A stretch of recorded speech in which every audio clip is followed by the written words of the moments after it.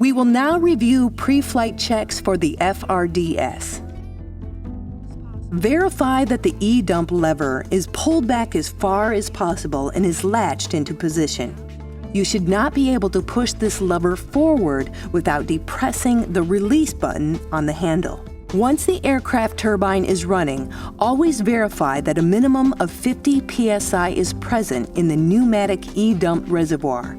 This pressure is displayed on a gauge near the power control lever on the left-hand side of the cockpit. We recommend that the valve cycling feature be activated during pre-flight checks to ensure proper operation of the system. Set master power to the off position. Set pilot interface to manual. Arm the manual panel. Apply master power. The valves will now cycle. The system will resume normal operations once valve cycling has completed. The auto salvo test will open the fire gate. Do not run this test with retardant in the hopper. The auto salvo system, if installed, can be tested by triggering a delivery with intentionally low hydraulic pressure. Low pressure will cause the doors to slowly open, triggering an automatic salvo. Turn the power switch on the pilot interface to off.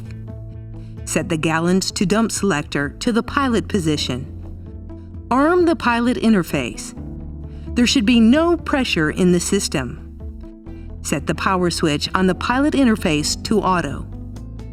Wait 0.5 seconds and press the fire trigger.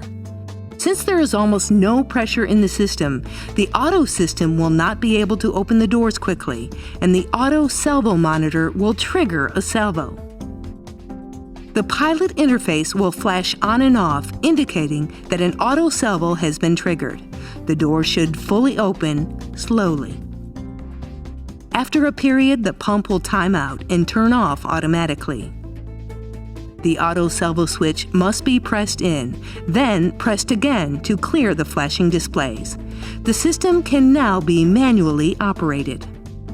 Alternately, the error can be cleared by cycling power to the FRDS system using the E-dump breaker. Set the power switch to the auto position. Verify the hydraulic pressure is equal to or greater than 2600 psi.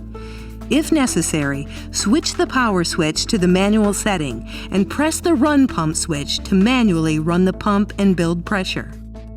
Set the arm switch to the armed position during takeoff so that the load can be quickly jettisoned if necessary. Once takeoff is complete, the arm switch should remain off until ready for dump. For typical operations, we recommend using the system in auto mode. We will now go over the optimal delivery procedure for both the automatic and manual systems. For full deliveries in automatic mode, set the power switch to auto. Set coverage level selector to desired position. Set the gallons to dump selector to pilot. Using this setting, the gallonage delivered is not controlled by the computer, since the doors will close as soon as the pilot releases the fire button on the dump stick. Set the ground speed selector to the ground speed expected during delivery. 120 miles per hour is recommended. Arm the automatic panel. Verify that the armed indicator is illuminated. The pressure should be at 3000 psi for an accurate drop. For split loads, set the gallons to dump selector as required. Gallonage delivered is controlled by the computer. Note that the gallons to dump displayed is limited by the actual amount of retardant in the hopper. Set the ground speed selector to the ground speed expected during delivery. 120 miles per hour is recommended. The ground line display will show the coverage length on the ground in feet. Arm the automatic panel. Verify that the armed indicator is illuminated. The pressure should be at 3000 psi for an accurate drop. The manual system can be operated in 3 ways: using the switches on the manual panel, by depressing the fire button on the flight stick, or by depressing the manual salvo button. Set the power switch to manual. Arm the manual panel. Verify that the armed indicator is illuminated.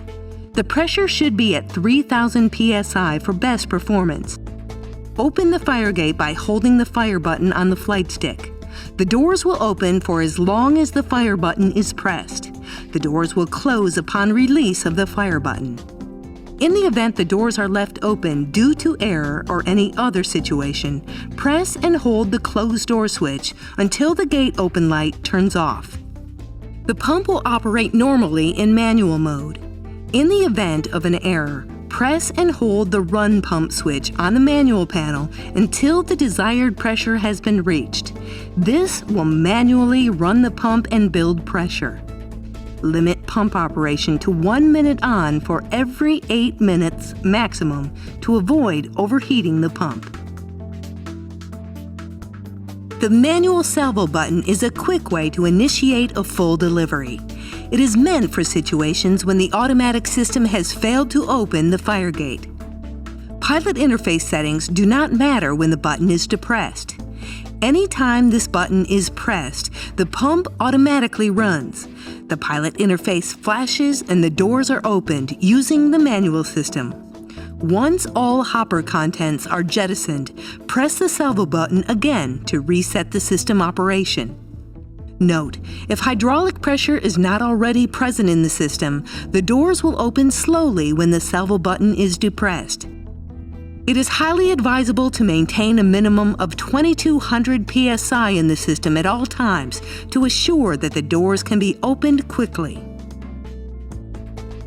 The pneumatic E-dump system requires a minimum of 50 psi in the E-dump reservoir. Always verify minimum pressure is met prior to takeoff. To activate the pneumatic E-dump system, push in button at the end of the E-dump lever to unlock, then push it forward. Once the pneumatic E-dump system is activated, it will remove electrical and hydraulic power from the FRDS system. The forward motion of the lever will release the built-up pressure in the E-dump air reservoir to an actuator that will mechanically push the doors open. There are 3 main characteristics of an effective drop. The retardant or water gets to the ground where it is required. The retardant or water achieves uniform coverage on the ground. The retardant or water reaches terminal velocity prior to reaching the ground. To achieve these characteristics, plan your circuit so the drop occurs in level flight whenever possible. Spool the engine prior and through the drop. Avoid a low-energy, high sink rate approach to the drop. Always be prepared for a loaded overshoot. In the case of an overshoot, use max continuous power, set flaps to 10 degrees, and establish a climb. Control the aircraft's tendency to pitch up during drops. Controlling pitch up is critical to the aircraft's safety and also aids in providing longer, more uniform ground coverage while reducing the effects of wind drift.